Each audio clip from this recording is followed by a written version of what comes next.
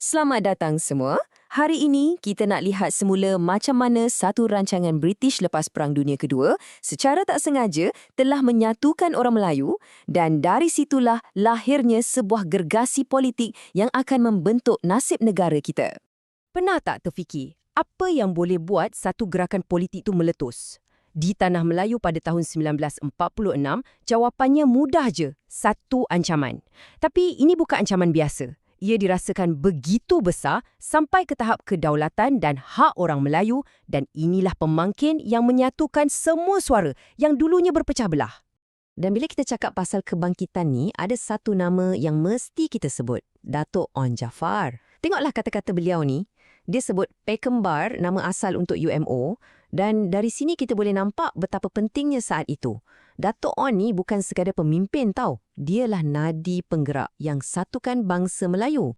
Okey, jom kita undur sikit. Sebelum kita cerita pasal penentangan hebat ni, kita kena faham dulu apa sebenarnya situasi orang Melayu masa tu. Macam mana keadaan sebelum Malayan Union ni muncul. Sebenarnya, semangat kebangsaan Melayu ni dah lama ada. Dah mula tumbuh sebelum perang lagi. Cuma, masalahnya ia tak tersusun. Macam bersepah-sepah sikit. Ada banyak persatuan tapi masing-masing sibuk dengan isu negeri atau daerah sendiri. Tak ada satu agenda besar untuk seluruh negara.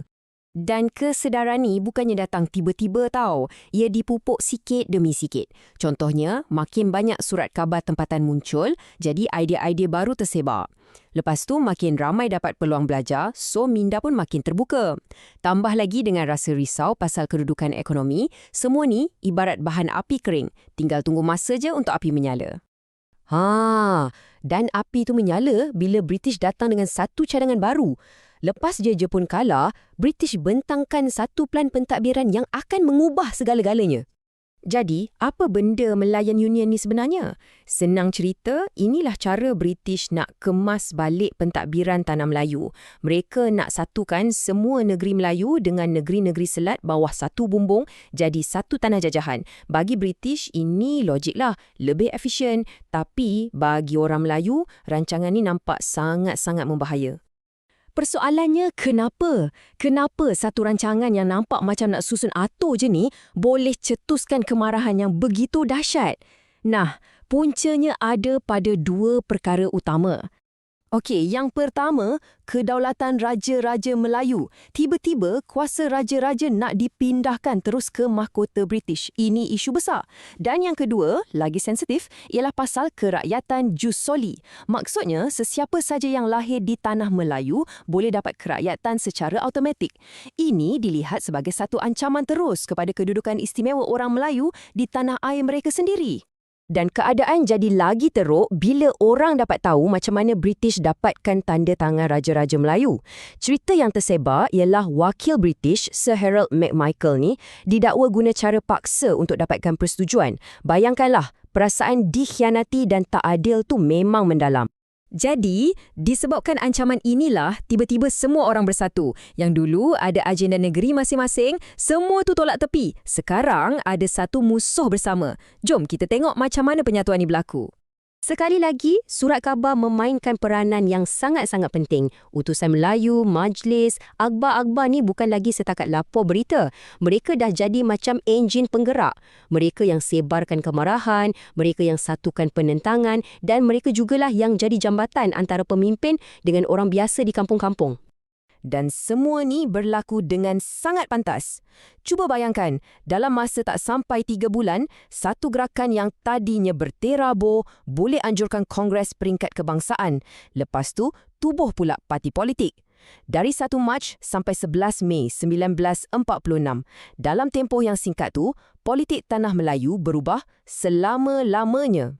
Kongres pertama bulan Mac tu memang satu momen bersejarah. Pertama kali, 41 persatuan Melayu dari serata Tanah Melayu datang berkumpul di satu tempat. Kelab Sultan Sulaiman di KL. Semua datang dengan satu tujuan, satu matlamat, lawan Malayan Union dan satukan bangsa Melayu. Dan kemuncaknya, sampai pada 11 Mei, di Istana Besar Johor Bahru, lahirlah sebuah kuasa politik baru, Pertubuhan Kebangsaan Melayu Bersatu atau UMNO. Dan semestinya Dato' Onn Jaafar, orang yang menjadi tonggak utama gerakan ni, dipilih sebulat suara sebagai Presiden yang pertama. Okey, jadi UMNO dah tertubuh. Tapi itu baru permulaan. Cabaran sebenar datang lepas tu. Bila dah berjaya satukan orang ramai untuk lawan satu benda, apa nak buat lepas tu? Apa hala tuju parti ni seterusnya? Tak lama pun, cuma 5 tahun lepas ditubuhkan, UMNO berdepan dengan satu persimpangan besar. Pengasasnya sendiri, Dato' Onn, rasa dah sampai masanya untuk buka parti ni kepada semua kaum, untuk wujudkan satu identiti Malayan. Tapi, majoriti ahli UMNO masa tu tak setuju. Mereka rasa perjuangan untuk orang Melayu tu sendiri pun belum habis lagi.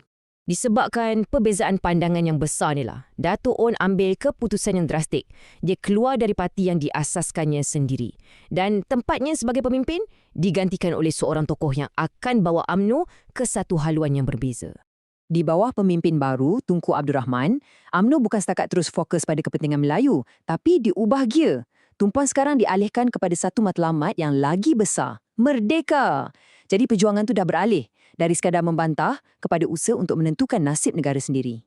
Jadi, kalau kita fikirkan balik, UMNO ni lahir daripada sebuah protes, sebuah bantahan. Tapi dari situ, ia berkembang jadi kuasa politik utama yang memimpin perjuangan kemerdekaan. Persoalan yang tinggal, macam manalah sebuah parti yang lahir dari krisis akan mencorakkan takdir sebuah negara baru yang bakal lahir.